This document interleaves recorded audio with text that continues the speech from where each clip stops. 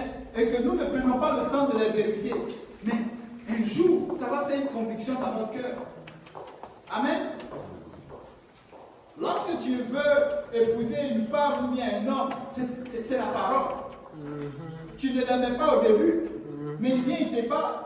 Jusqu'à un moment, j'ai dit, attends, c'est qui me dit là? Attends, je veux voir. Au début, tu dis non, non, non, non, non, mais tous les jours, tu l'écoutes. Au lieu de les chasser, tu ne les chasses pas bien.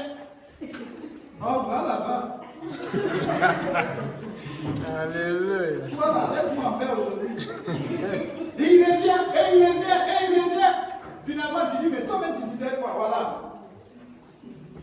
Mais qu'est-ce qui arrive? Mais tu vas avoir la conviction de ce qu'il dit. Amen. Tu vas finir par croire. 1 Timothée chapitre 2, verset 14.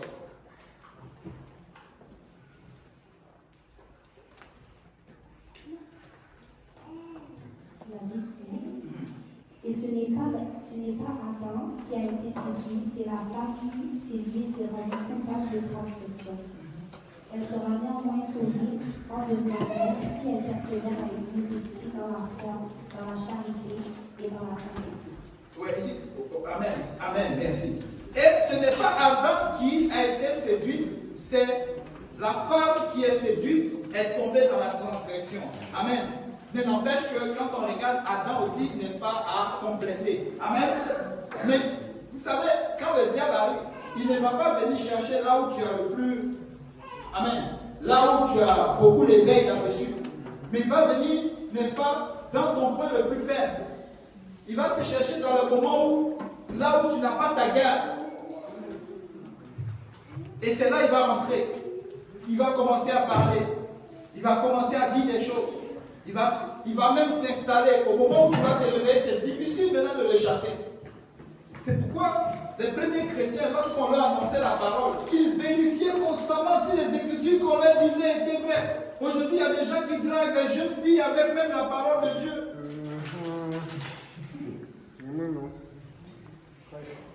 Aujourd'hui, il y a des sœurs qui se laissent impressionner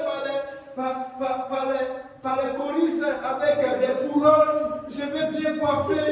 Ils chantent, oh la voix. Oh, c'est quoi son Instagram? Et c'est parti. Ça, c'est la séduction. Amen. Tu as vu comment il a les tablettes? Il a les.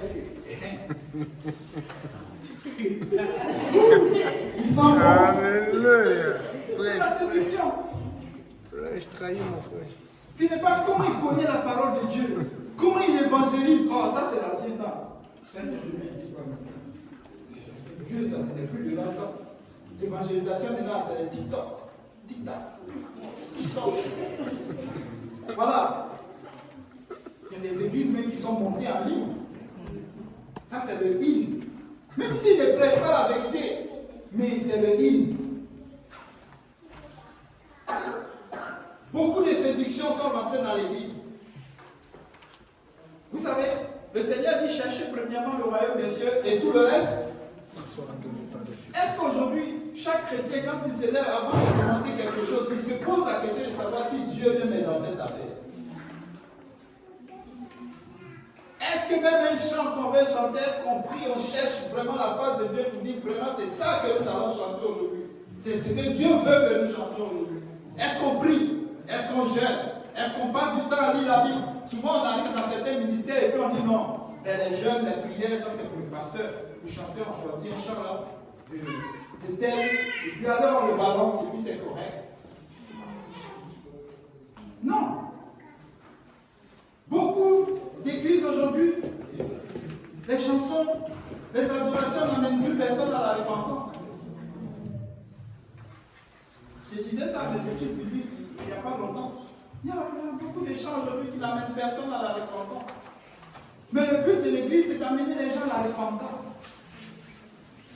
Le but de l'église, c'est d'amener les gens à la repentance. Mais oui,